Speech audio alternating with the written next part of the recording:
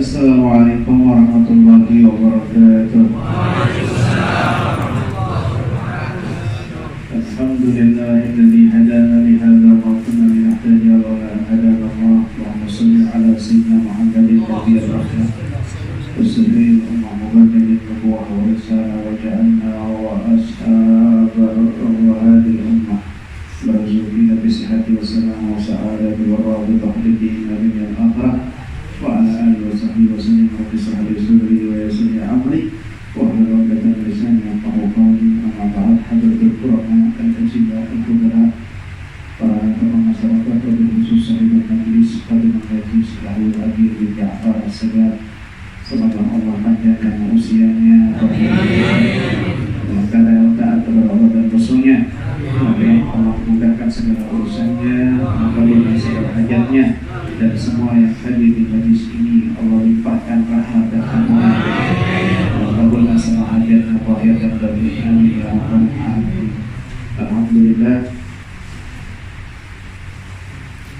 tidak ada yang lebih indah, tidak ada yang lebih sempurna selain kita merasakan kenikmatan batin di dalam taman-taman surga Allah Subhanahu wa Ta'ala di dunia. Karena itu gambaran orang-orang yang akan memasuki taman-taman surga di akhirat, dia seringnya memasuki taman-taman surga di dunia, yaitu majlis-majlis seperti ini.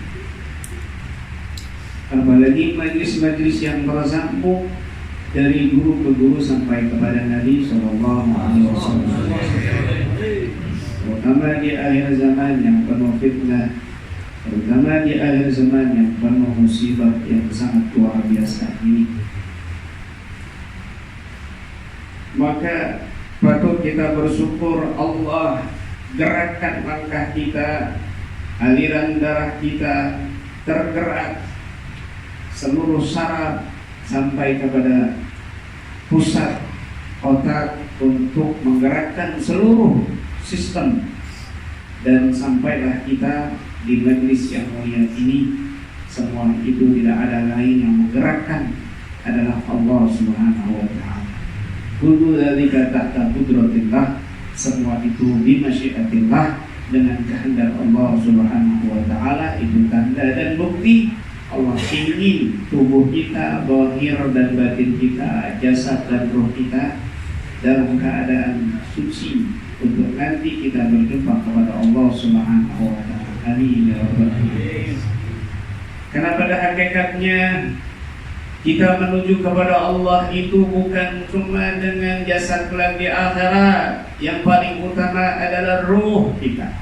Yauma la yanfa'u malun wala banun illa man atallaha biqalbin salim. Di hari tidak bermanfaat harta dan anak kecuali yang datang kepada Allah dengan hati yang selamat. Hati inilah yang akan menghadap kepada Allah, bukan jasad, bukan fisik. Jasad dan fisikmu sempurna, tetapi hatimu cacat dan sampai berjumpa kepada Allah dalam keadaan cacat, maka percuma, Allah tidak akan bisa, Allah tidak akan mau berjumpa kepada kita, bahkan Allah lemparkan kita ke dalam nerakanya. Na'udzubillah min dzalik. Maka untuk menuju kepada Allah, ruh kita ini perlu diperbaiki, hati kita ini perlu diperbaiki. Allah memiliki, dikatakan Dil ma'arij ta'ruju ilaihi malaikatu warruh fi yawmin kana miqdaruhu 50 alf sanah innahum yarawna ba'ida wa narahu qariba. Innallaha dil ma'arij, sesungguhnya Allah memiliki tangga-tangga keluhuran, Mi'raj. Tangga-tangga keluhuran itu siapa yang menaikinya? Ta'ruju ilaihil malaikat warruh. Tangga-tangga keluhuran menuju Allah, Mi'raj menuju Allah itu hanya bisa dinaiki oleh malaikat dan ruh. Di yaumin kana miqdaruhu 50 alf sanah, di hari yang kadarnya itu 50.000 tahun namanya.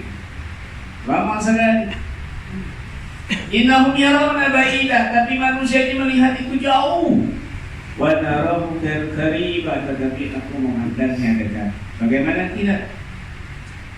Hanya satu makhluk yang diizinkan oleh Allah Subhanahu wa taala jasad dan ruhnya menaiki tangga-tangga tersebut, dan dalam waktu sesingkat-singkatnya di malam hari. Dan itu perjalanan ditempuh berbulan-bulan di dunia, apalagi naik ke langit pertama itu ratusan juta tahun, langit kedua, ketiga dan seterusnya. Wa narahu qariba, dekat bagi kita, dekat bagi orang-orang yang menaiki tangga-tangga itu dengan rahmat. Dekat kepada orang-orang yang Allah izinkan untuk naik ke dalam tangga-tangga keluhuran tersebut. Maka ruh ini yang akan menaiki tangga-tangga tersebut nanti. Ruh ini yang akan mampu menaiki tangga-tangga keluhuran yang Allah siapkan tersebut. Untuk menuju kepada Allah, Nabi Mi'raj melewati 7 langit, melewati 7 langit. Demikian juga roh kamu, ada tangga-tangga, ada titik-titik yang harus kamu tempuh. Ada 7 titik yang harus kamu aktifkan supaya bercahaya dan kamu mengenal kepada Allah, yang disebut dengan 7 latifah. Berkaitan dengan ruh, karena ruh itu dinisbatkan kepada Allah Subhanahu wa taala. Yas'alunaka 'anir ruh, qul ruh min amri rabbi. Mereka bertanya tentang ruh, katakan ruh itu min amri rabbi, urusan Tuhan, min amri rabbi. Dinisbatkan kepada Allah. Kenapa? Karena Allah tidak terikat dengan waktu, masa, tempat, imaterial. Ruh demikian juga tidak tergantung dengan tempat, masa dan lain sebagainya. Ruh ini berbeda, latifah, lembut, halus, rabbaniyah, ruhaniyah, kata Imam Ghazali. Definisi daripada ruh berbeda dengan jasad, berbeda dengan jasad. Tetapi dia itu makhluk Allah, substansi tersendiri yang tidak butuh tempat, tidak terikat dengan waktu, materi dan lain sebagainya. Karena min amri rabbi dinisbatkan kepada Allah Subhanahu wa ta'ala.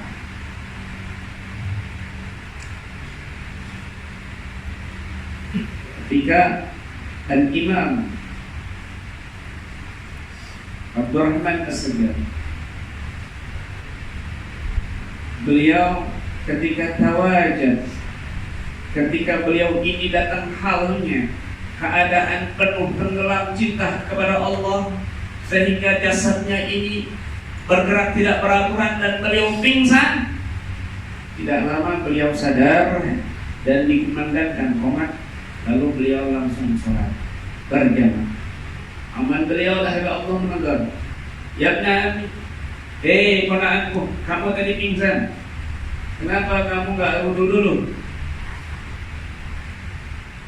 Kemudian beliau menggenggam jenggotnya dan memeras, lalu keluar air dari jenggotnya, dan beliau mengatakan, wa izzatil ma'bud inni zarittu wa taqattu 'alal kausar. Dengan zat yang disembah, dengan zat yang disembah yaitu Allah, sungguh aku minum dan berwudu di telaga Kausar, sambil diperas jenggotnya dan keluar air. Padahal beliau pingsan. Kenapa? Karena ruh tidak terikat dengan tempat.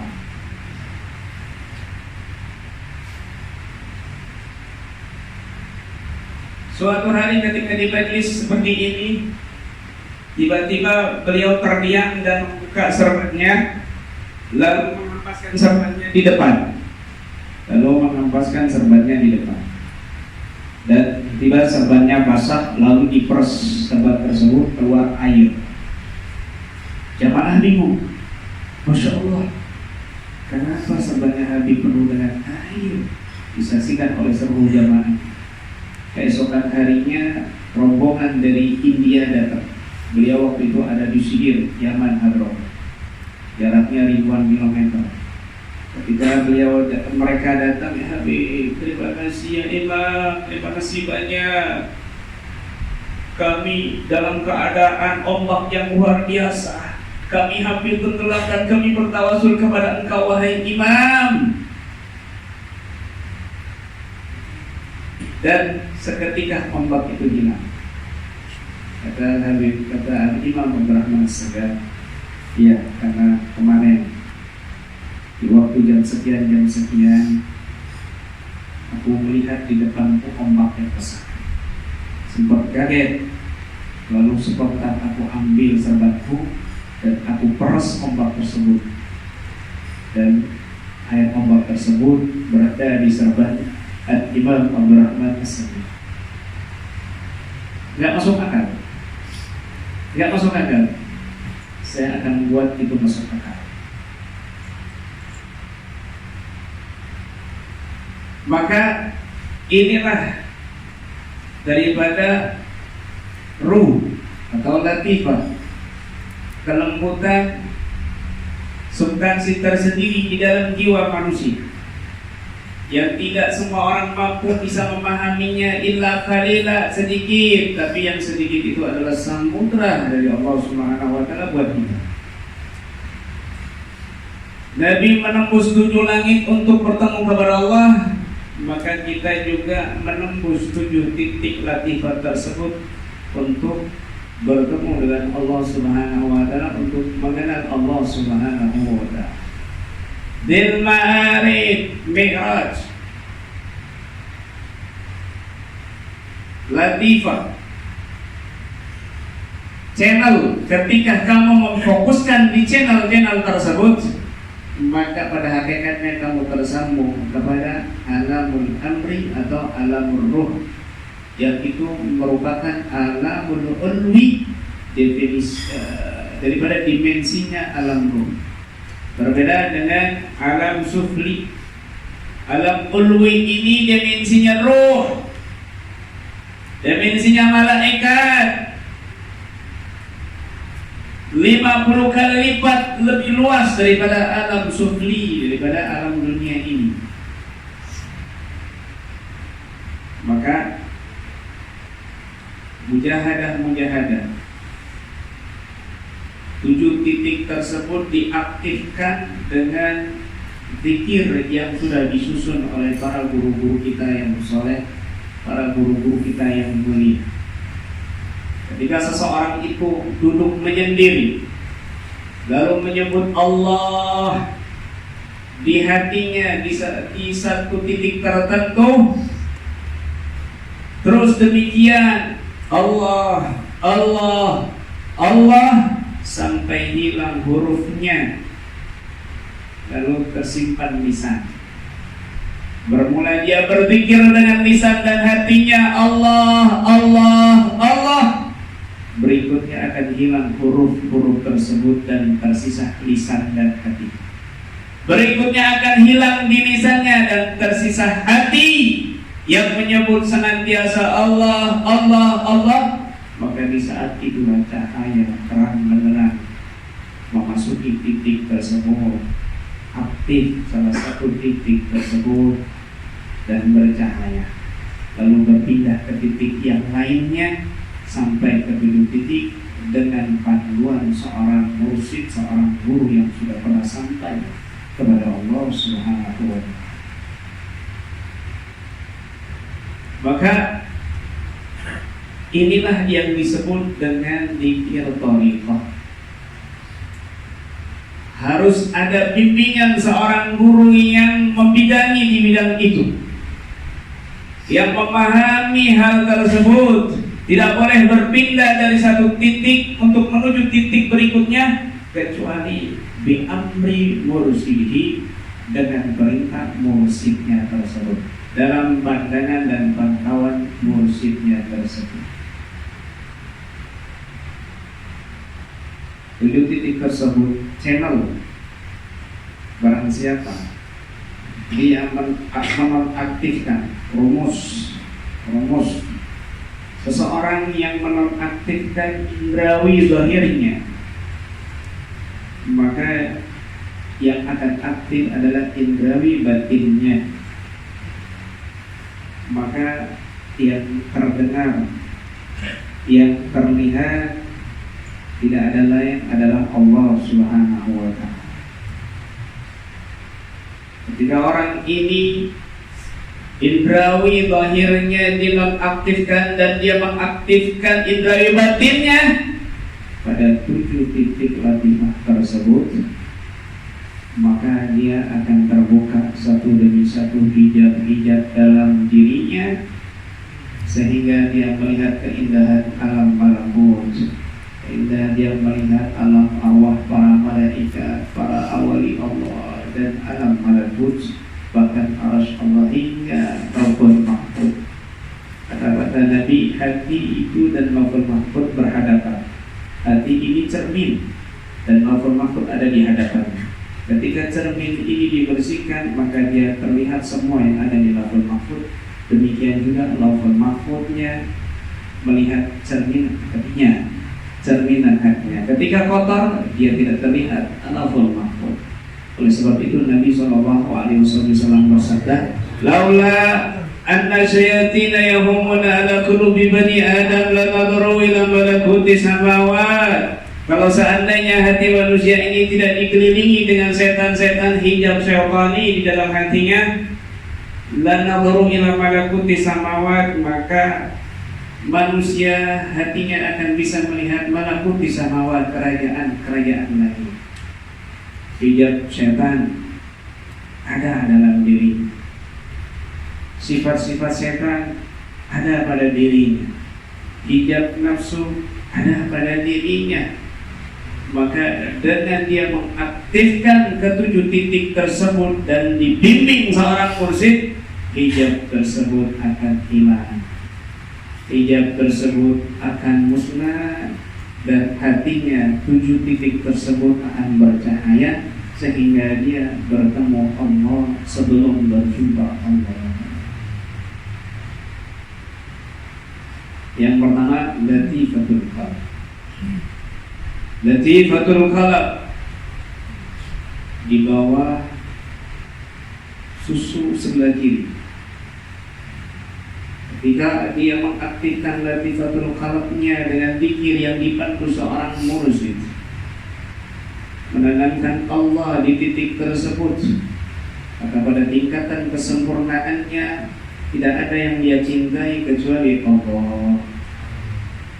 Tidak ada yang dia lihat di hadapannya kecuali Allah. Kebahagiaan yang dilihat Allah, musibah yang dilihat Allah. Maka apapun yang terjadi dalam kehidupannya hanya yang dilihat Allah. Apapun yang dia rasakan dalam hidupnya, baik bahagia ataupun kesedihan, kesusahan, yang dipandang hanyalah Allah. Orang tersebut baru 1 titik saja dia sudah merasakan nikmatnya iman. La qatamal iman man radiya billahi rabba wa bil islami dina wa bi Muhammadin nabiyya. Orang yang mampu bisa merasakan nikmatnya iman, manisnya iman adalah orang yang ridho dan puas Allah sebagai Rabb pengaturnya. Ketika orang itu sudah pasrah kepada Allah, terserah mau buat Allah itu saya hidupnya begini, susah, sedih, ini itu, saya sudah puas karena itu sudah Rabb. Aku puas Tuhanku Allah sebagai Rabb pengatur dalam hidupku, rezeki apapun kehidupannya dan lain sebagainya. Apapun yang Allah perintahkan dilakukan, apapun yang Allah larang tidak dilakukan. Demikian juga dalam pembagian rezekinya, dia pasrah kepada Allah. Itulah orang yang merasakan nikmatnya iman kepada Allah Subhanahu wa ta'ala. diisi titik latifahnya itu dengan zikir-zikir tertentu dalam setiap thariqah, dan semua itu tersambung kepada guru-guru sampai kepada Nabi Sallallahu Alaihi Wasallam. Lalu berlanjut kepada Latifatul Ruh. Latifatul Ruh di sebelah kiri di bawah susu. Tiga titik kesempurnaannya atas panduan seorang mursyid dan gurunya, maka tidak ada rasa kebencian di hatinya kepada sesama makhluk. Kenapa? Yang dipandang semua itu adalah ciptaannya Allah. Terus demikian, latifatul sir, latifatul khafi, latifatul akhfa, latifatul nafas, latifatul qalam. Ketika 7 latifah itu sudah sempurna dan aktif dalam jiwanya, maka orang itu akan bercahaya dan dia sampai kepada tangga-tangga keluhuran. Bil ma'arij, inna bil ma'arij ta'ruju ilahil malaikatu warruh fi yawmin kana miqdaruhu khamsin alf sanah innahum yarawna ba'ida wa narahu qariba. Tangga-tangga keluhuran itu yang bisa ditempuh oleh malaikat dan roh. 7 titik itu ketika diaktifkan sesuai dan atas pandangan bimbingan seorang guru, seorang mursyid, seorang syekh butuh yang sampai kepada Allah Subhanahu wa taala, maka hidupnya akan sampai kepada Allah. Tetapi ketika 7 titik itu dibuka bukan oleh seorang yang ahli, ketika 7 cakra tersebut dibuka oleh bukan seorang mursyid, maka otomatis yang terbuka bukan lummah malaikat tetapi lummah syaitan. Karena Nabi sallallahu alaihi wasallam bersabda, lil qalbi lummatan. Di hati itu ada 2 lummah. Portal gaib. Lummah lil malaikah wa lummah lil syaitan. Portal gaib, jalur yang pertama untuk jalurnya malaikat. Jalur yang kedua, jalurnya setan. Ketika kamu dibuka-buka cakranya bukan atas bimbingan seorang mursyid, maka yang terbuka portal yang rumah setan. Sehingga yang masuk bukanlah cahaya tapi nar. Yang masuk bukanlah nur tapi nar.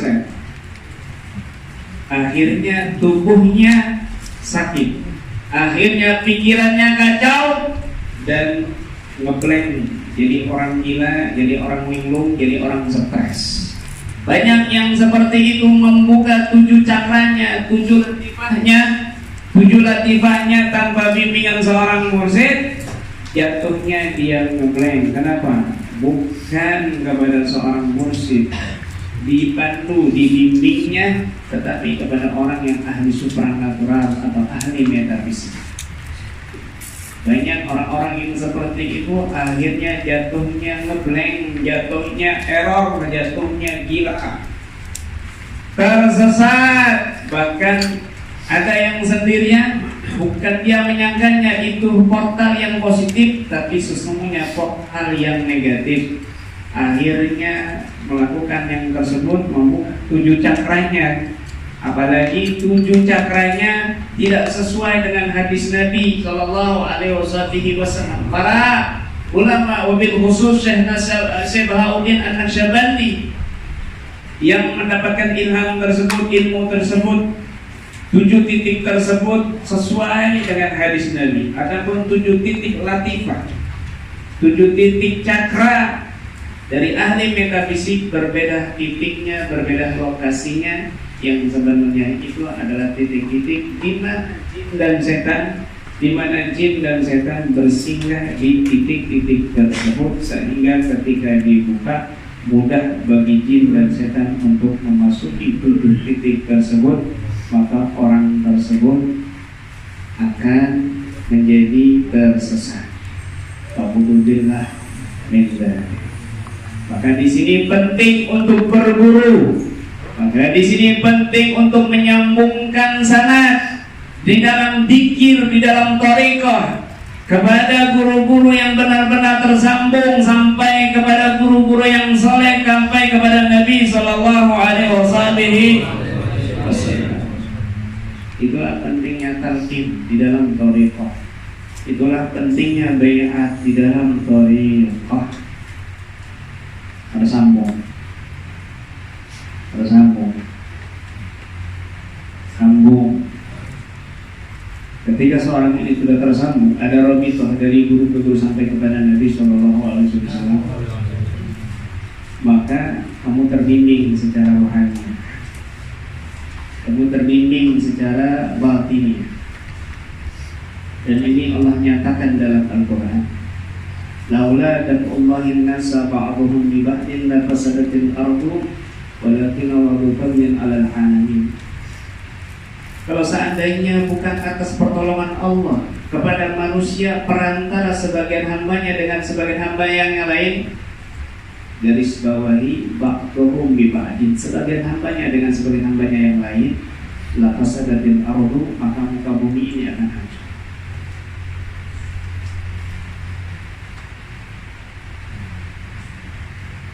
Contoh misal Sidoarjo atau Surabaya akan ditenggelamkan dengan tsunami, akan digempakan oleh Allah Subhanahu wa Ta'ala. Tapi para wali-wali hamba-hambanya yang soleh, dari mulai wali kutubnya, dari mulai imamen, dari mulai autad, berikutnya abdal, berikutnya nugaba, berikutnya nujaba, dan seterusnya sampai orang-orang soleh ditampung ba'dhum bi ba'din, maka bumi nggak akan hancur, nggak jadi hancur, cuma ampas-ampasnya saja, stres, pilek, mencret, pusing, harusnya tenggelam. Tapi laula dam'ullahin nasa ba'dhum bi ba'din, disaring.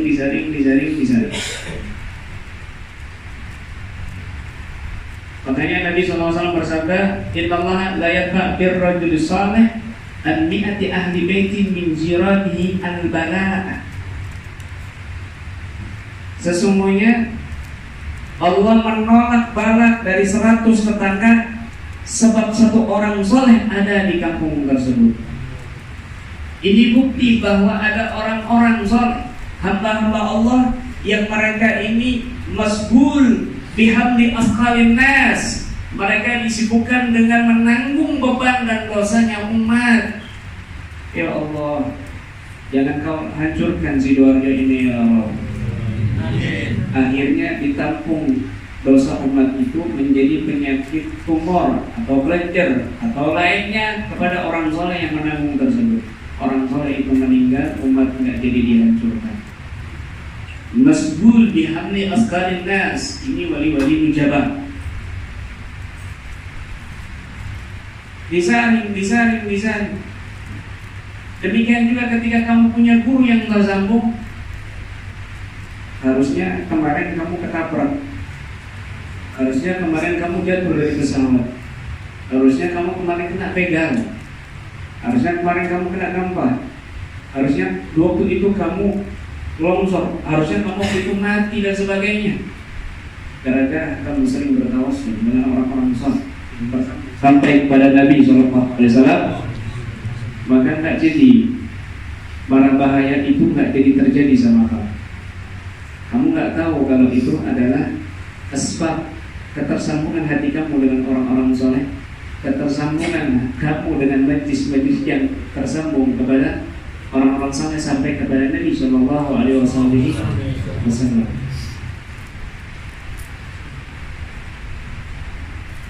Dikisahkan musim paceklik luar biasa, panas, kemarau, banyak yang kelaparan, banyak yang sakit.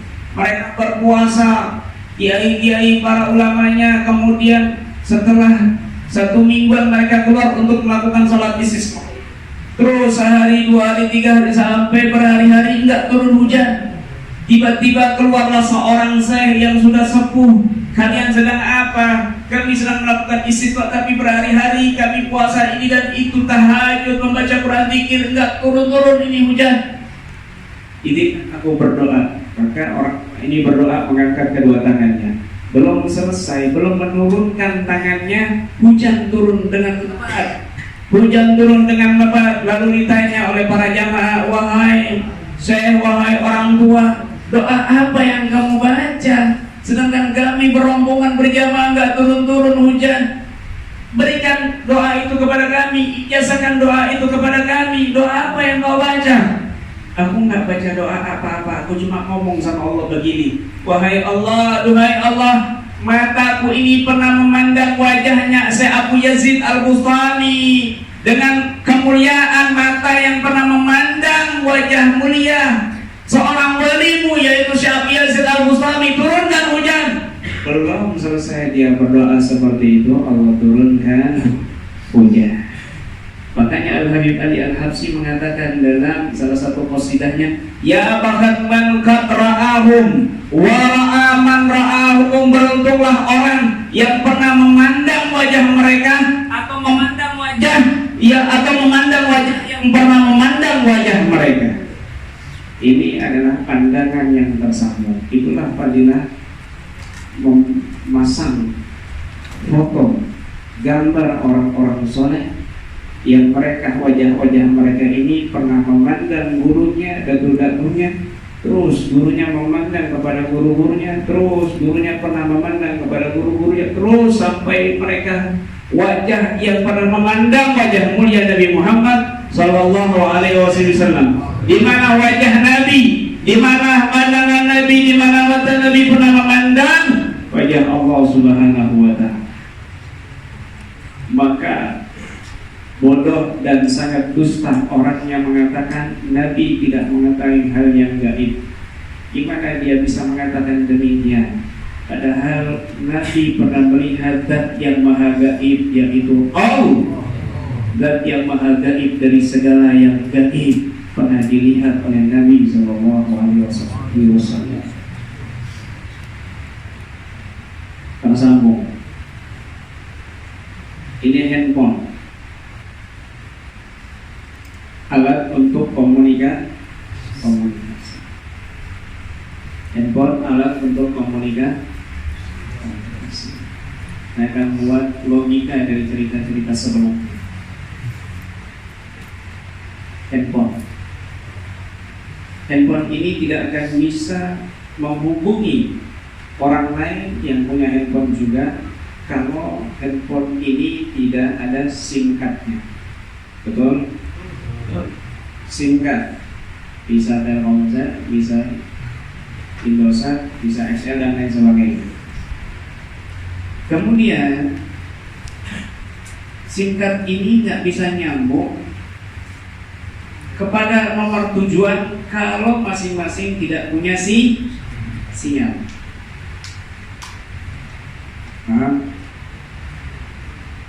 Itu namanya robika. Ketika kamu ada SIM card, ada sinyal, dan di sana ada sinyal, kamu kirim voice, nyampe apa enggak? Kamu video call, nyampe apa enggak? Video call, kelihatan wajahnya semua, seluruhnya kelihatan. Apa dia ada di hadapan kamu? Enggak. Dia di dimensi yang berbeda. Tapi karena ada logiton yang tersambung, kamu bisa melihat. Kamu bisa video call. Video call ini pernah dilakukan oleh di zaman sahabat, yaitu Sayyidina Umar bin Khattab. Video call ini pernah dilakukan oleh Sayyidina Umar bin ketika beliau khutbah. Tengah-tengah khutbah, tiba-tiba beliau berteriak, "Ya Sariyah, al-Jabal, al-Jabal, al-Jabal." Para sahabat yang dulu khutbah mendengarkan Sayyidina Umar kaget. Apakah Umar sudah gila? Apakah Sayyidina Umar sudah linglung? Kenapa dia teriak-teriak tengah-tengah khutbah? Sayyidina Abdurrahman berdiri. Tenang, kita akan klarifikasi nanti setelah khutbah. Selesai khutbah diklarifikasi oleh Sayyidina Abdurrahman bin Auf. Wahai Amirul Mukminin, tengah-tengah khutbah Anda tadi berteriak, "Ya Sariyah al-Jabal, al-Jabal." Ini hadis sahih. "Ya Sariyah al-Jabal, al-Jabal."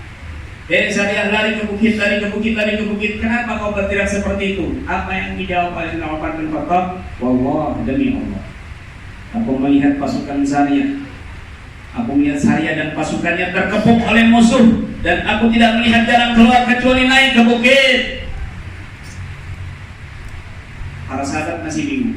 Baiklah, kita akan klarifikasi nanti kalau Sarya sudah pulang bersama pasukan. 1 bulan berikutnya Sarya dan pasukannya keluar, pulang, menang, membawa ghanimah yang banyak.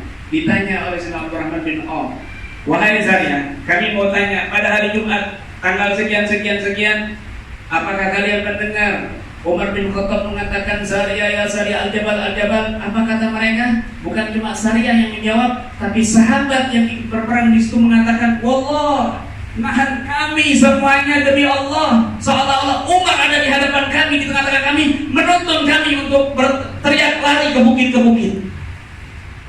Dan demi Allah, semuanya kami diselamatkan dari kepungan musuh dan kami menang atas anjuran Umar yang saat itu berada di tengah-tengah kami. Atas nama Umar ada di sana, bukan? Itu namanya video call. Itu namanya video call. Misalnya Habib di Sidoarjo, temannya Habib di Jakarta. Bang, gimana kabar lu? Udah kawin lagi belum? Apa si Bambang ini berada di hadapannya Habib? Bukan.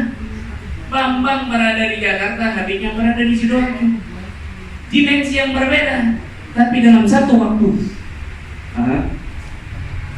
Kirim voice juga demikian.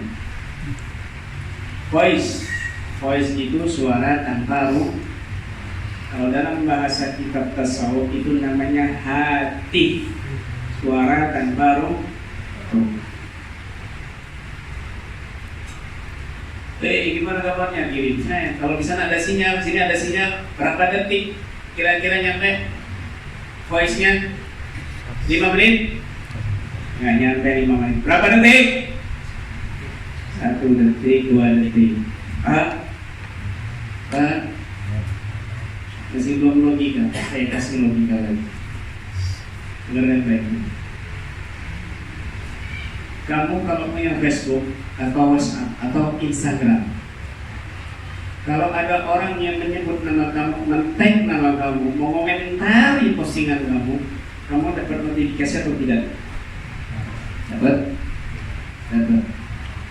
Tapi kadang-kadang notifikasi kamu itu silent, getar, ada dering.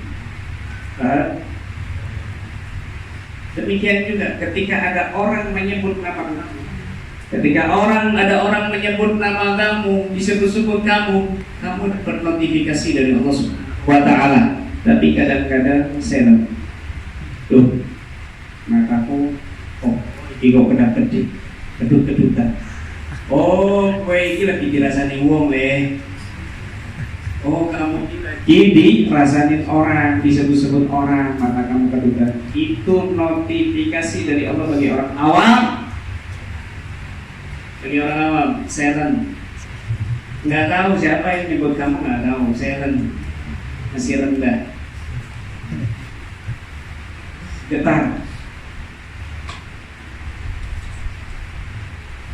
Nada dering, getar. Tuh, kok saya mimpi dia ya. Sudah 10 tahun saya nggak pernah kepikiran dia, ketemu dia, tiba-tiba tadi malam saya mimpi dia. Sopo mantanku. Berarti kamu ini lagi disebut-sebut sama mantan kamu. Getar.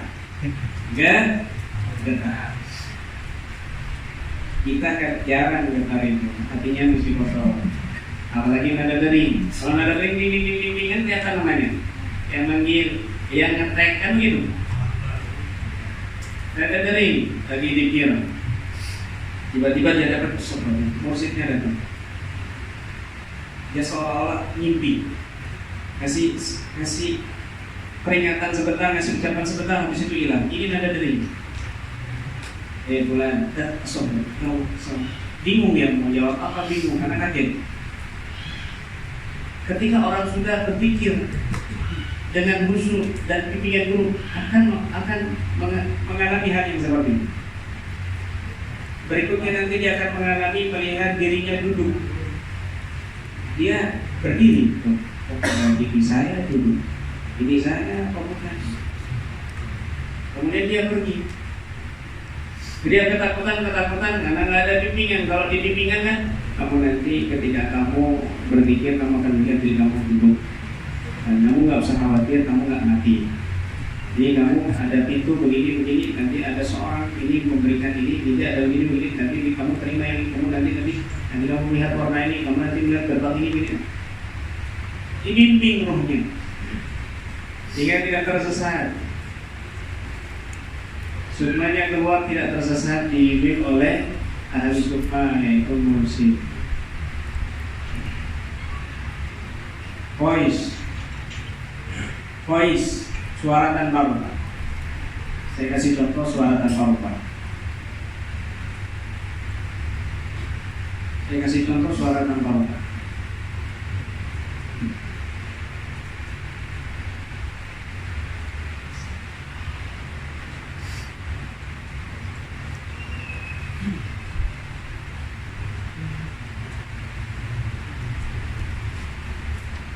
Di zaman Nabi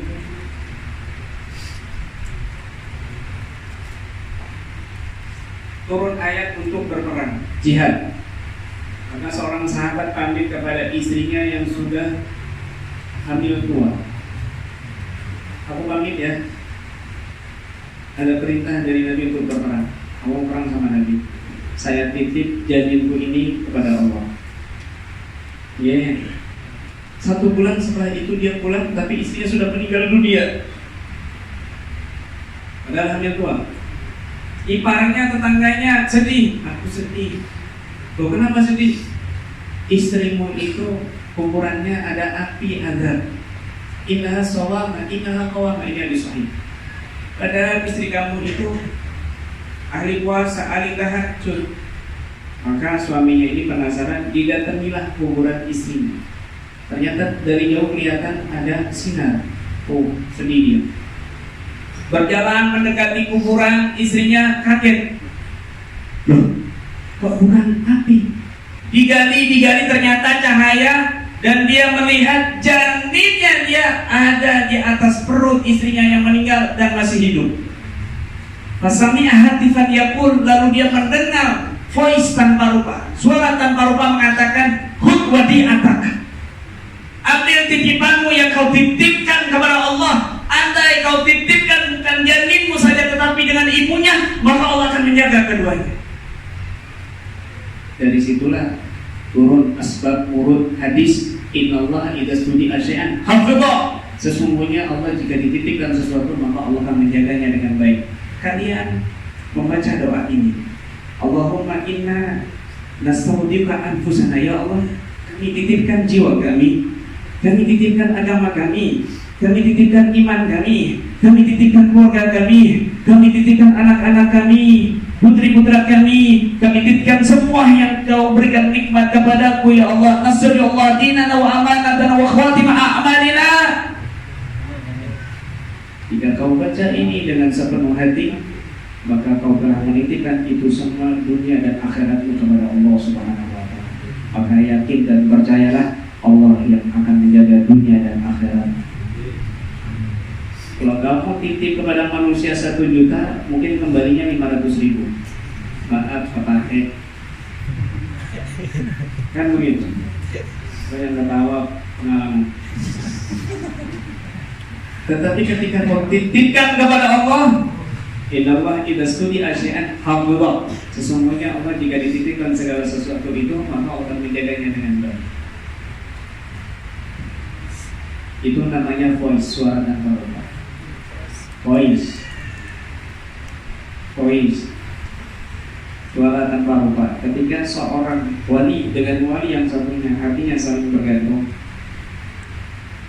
maka dia akan saling memberikan kabar. Voice, mengundang jarak jauh, berbicara jarak jauh, rapat jarak jauh, musyawarah jarak jauh, saling memberikan kabar, sapa menyapa jarak jauh. Voice lebih canggih daripada Android. Ketahuilah wali Allah bukan nada dering, tapi di atasnya nada dering.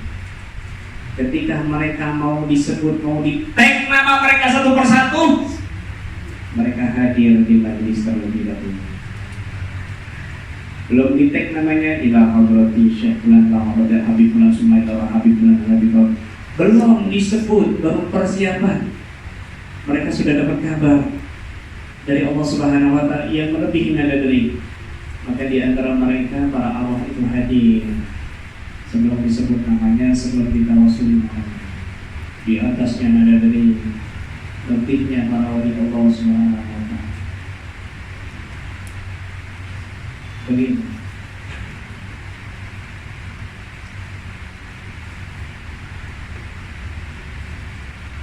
Ketika seseorang itu kena santet, kena sihir, sebenarnya Allah ngasih notifikasi siapa pelaku sihir. Tapi kadang-kadang kamu nggak sadar.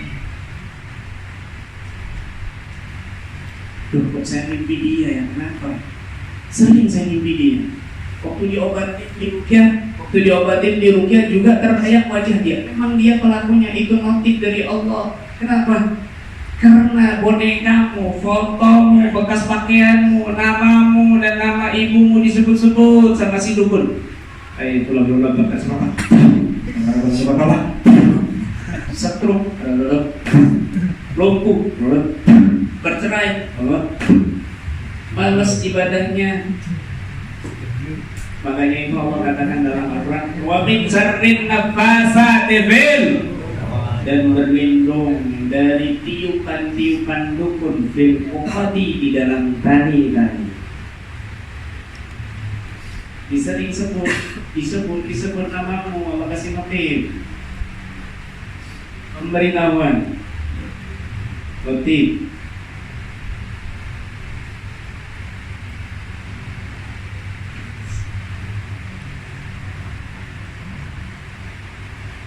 Syekh Ibn Muqaddam suatu hari umrah, lalu ada seorang yang memperhatikan, wahai Syekh, kami lapar, kami ada 10 saudara, berikan kami 10 roti. Akhirnya dijamu 10 roti, tapi 10 roti itu dihabiskan sama orang itu. Loh, katanya kamu punya 10 saudara, kenapa 10 roti ini kamu habiskan sendiri? Ya wahai imam, aku makan 10 roti ini, saudaraku juga kenyang. Bohong kamu. Tunjukkan, buktikan. Akhirnya diantar ke rumahnya dan di situ ada 9 saudaranya. Apakah hasabitum misli hadzal akh? Apakah kamu kenyang dengan kenyangnya saudaramu ini? Bala ya lima. Betul. Hasil burhan, berikan bukti kepadaku.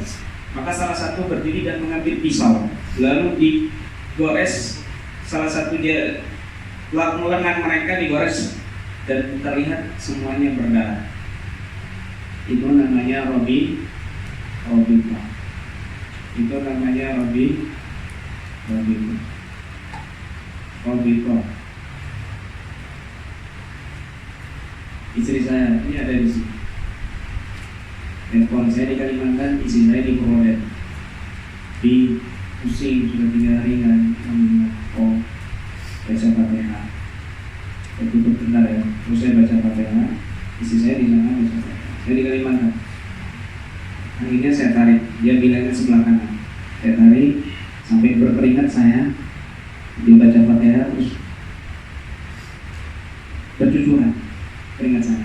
Terus saya telepon lagi, gimana? Alhamdulillah keringat. Pusingnya gimana? Hampir langsung hilang.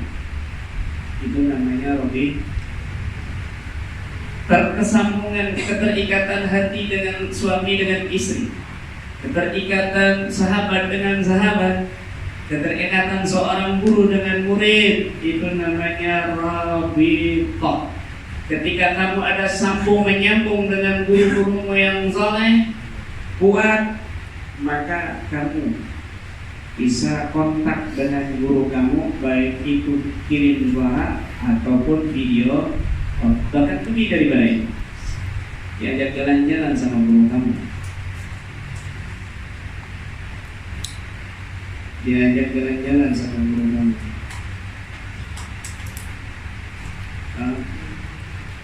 Itu Robi. Tersambung bersambung.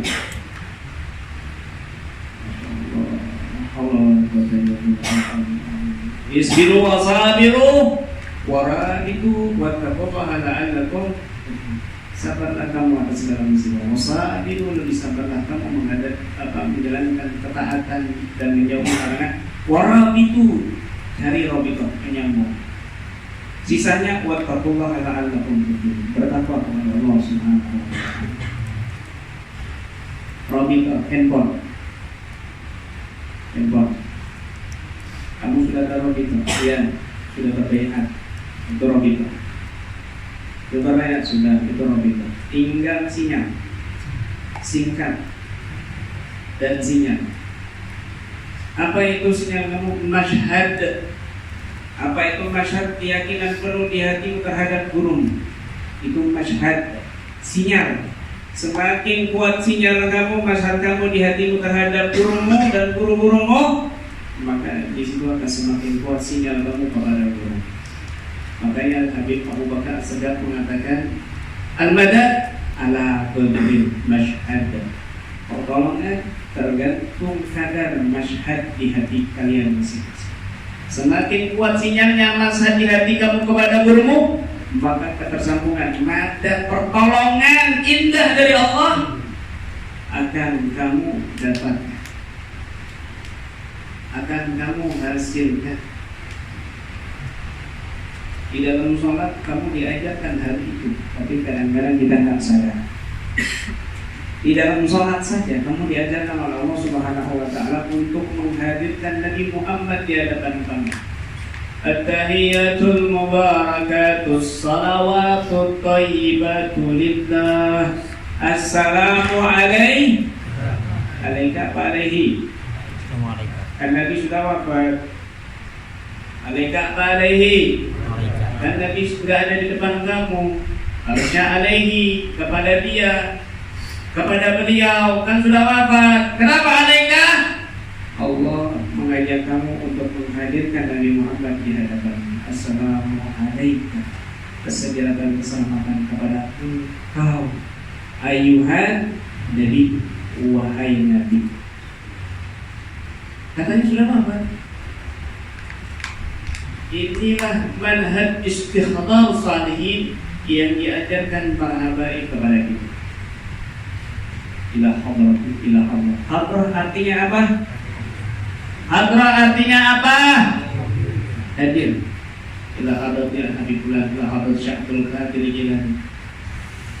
Kepada kehadiran di depan kamu Syaikhul Qadir Jilani, kehadiran Syaikhullah, Habibullah di hadapan kamu. Itu namanya istighdar, menghadirkan orang-orang saleh. Kenapa? Karena mereka bisa hadir. Orang-orang saleh sudah wafat, arwahnya itu bebas. Bukan orang-orang bejat, tapi orang-orang saleh. Arwahnya itu bebas. Ila hadrati. Assalamu alayka.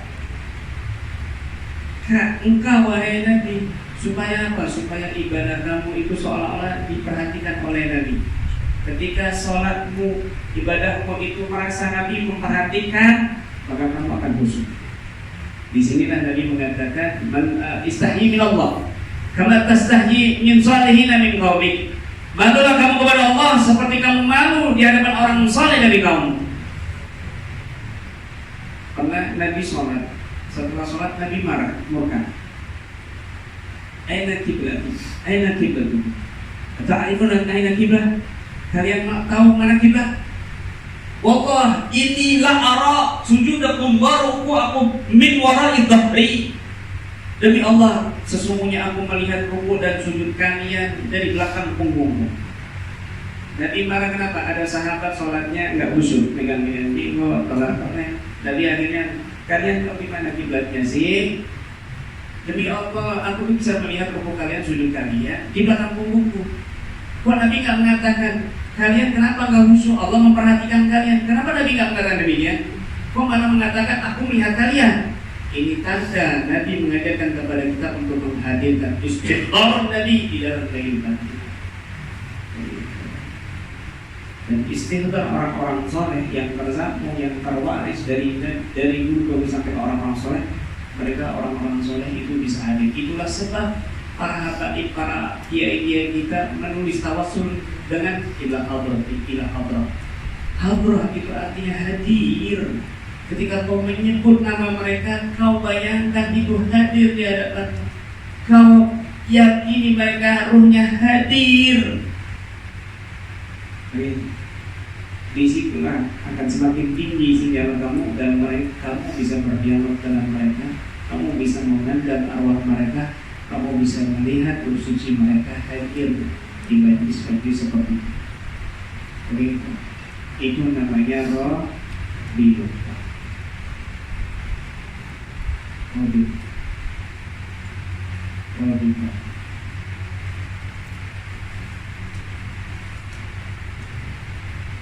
Saya melihat Syekh Fulan, Kiai Fulan ada di Mekah.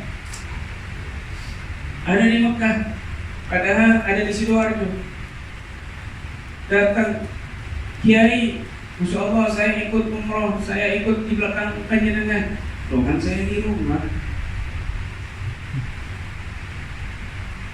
Ada yang mengatakan, wahai imam, terima kasih, ombaknya sudah enggak ada, kami bertawasul dengan engkau dan kami melihat serban engkau.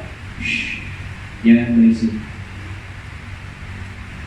Ada tahapan di mana sukma orang itu keluar, dia enggak sadar. Ada tahapan di mana sukma dia keluar, dia sadar. Wahai Habib, tolong. Ya Maulana Lutfi, ya Habib Lutfi, aghithni, tolong. Tiba-tiba beliau hadir secara sukma, membantu. Ketika tingkatannya sudah tinggi, maka beliau akan paham siapa yang memanggil beliau, ada dari. Tetapi ketika ada orang dipanggil istighosah, lalu dia nggak paham, dia nggak tahu, padahal sukmanya sudah nyampe terlebih dahulu, maka dalam tahapan rendah, belum tahapan yang nada dering, tahapan yang lebih tinggi. Jadi, itu namanya robita.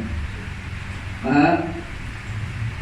Seorang Habib, dia berkata, aku bermimpi Rasulullah dan aku melihat wajah Rasulullah seperti wajahnya Habib Abu Bakar As-Siddiq. Seorang Habib yang lain mengatakan, aku bermimpi melihat Rasulullah dan wajahnya seperti wajah Al-Habib Umar bin Habib. Seorang Habib, seorang ulama yang lain mengatakan, aku bermimpi wajah Rasulullah mirip wajahnya Habib Lutfi. Mana yang benar? Semuanya benar. Kenapa? Karena di wajah Al-Habib Abu Bakar, karena di wajah Al-Habib Lutfi, karena di wajah Al-Habib Umar ada wajah Rasul Sallallahu Alaihi Wasallam. Di hati mereka ada robito, keterikatan kepada Nabi Sallallahu Alaihi Wasallam. Sehingga orang melihat cermin, wajah ini cerminan hati. Ketika hati ini robitonya ta'aluk ke seorang syekh, ke orang guru, ke seorang habib, maka wajah orang itu mirip dengan orang yang ada di hati. Makanya dengan itu diajarkan sama Ali Al-Habsyi. Kalau kamu ketemu orang-orang soleh, baca doa ini: Ya Sattar, Ya Sattar, Ya Sattar, usturna bisatrikal jamil. Ya Sattar, wahai Allah, Zat yang maha menutupi, Zat yang maha menutupi, Zat yang maha menutupi, tutuplah diri kami, aib kami, jasad dan ruh kami dengan penutupmu yang indah. Kenapa? Kadang-kadang kamu ini di hati kamu itu porno, kelihatannya muka kamu muka porno. Kadang-kadang kamu berhadapan orang soleh, wajah kamu mikirin selingkuhan kamu, kelihatan. Mukanya ganteng, tapi kelihatan kuntilanak mukanya. Tapi kelihatan genderuwo mukanya. Tapi kelihatan porno mukanya. Kenapa? Hati kamu. Karena wajah kamu itu cerminan hati kan, hatimu. Baca doa itu: Ya Sattar, Ya Sattar, usturna bisatrikal jamil. Maka akan ditutupi oleh Allah Subhanahu wa Ta'ala dan tidak akan mengganggu pandangan orang-orang soleh kepada kita. Itulah sekelumit daripada penjelasan zikir thariqah dan pentingnya rabithah dan nasihat kepada orang-orang soleh, terutama di akhir zaman ini, agar kita jangan terputus dari zikir-zikir mereka. Jangan, ini akhir zaman. Bahkan masyaikh thariqah, ulama, sebagian para ulama besar mengatakan, akhir zaman ini sudah tidak ada pengangkatan mursyid. Mursyid terakhir tinggal satu yang kita sedang tunggu-tunggu, yaitu Imam Mahdi. Itu mursyid terakhir, tidak ada pengangkatan mursyid lagi. Kita hidup di zaman ini, kita hidup di zaman itu susah cari mursyid yang betul-betul mursyid akhir zaman. Maka beruntung hanya dengan dimudahkan bersambung dengan Habib Agil, bersambung kepada Habib Tufi dan seterusnya sampai kepada Nabi Sallallahu Alaihi Wasallam. Maka ini nikmat yang agung di mana banyak orang yang tidak bisa tersambung dan orang-orang yang tersambung kepada orang-orang soleh, kepada Nabi Sallallahu Alaihi Wasallam. Maka bersyukur kita hadir di sini, mudah-mudahan Allah istiqomahkan. Mudah-mudahan Allah kuatkan kita semuanya untuk tetap istiqamah di dalam thariqah ini, di dalam thariqah Nabi kita Muhammad sallallahu alaihi wasallam. Rabbi fantahna bi barakatihim wa ahdina al-husna bi hurmatihim wa amitna fi tariqatihim wa mu'afatin min fitani. Rabbana taqabbal minna innaka antas samiul alim wa tub alaina innaka antat tawwabur rahim. Rabbana ighfir lana wa li ikhwanina alladhina sabaquna bil iman wa la taj'al fi qulubina ghillan lil ladzina amanu rabbana innaka ra'ufur rahim. Rabbi ighfir lana wa li walidina warhamhuma kama rabbawna shighara. Rabbana atina fid dunya hasanah wa fil qabri hasanah wa fil barzakh hasanah wa fil akhirati hasanah wa qina adzabannar wa qina adzabannar wa qina adzabannar. Wassallallahu ala sayyidina Muhammadin wa ala alihi wasallam. Subhana rabbika rabbil izzati amma yasifun wa salamun alal mursalin walhamdulillahi rabbil alamin. Al-Fatihah.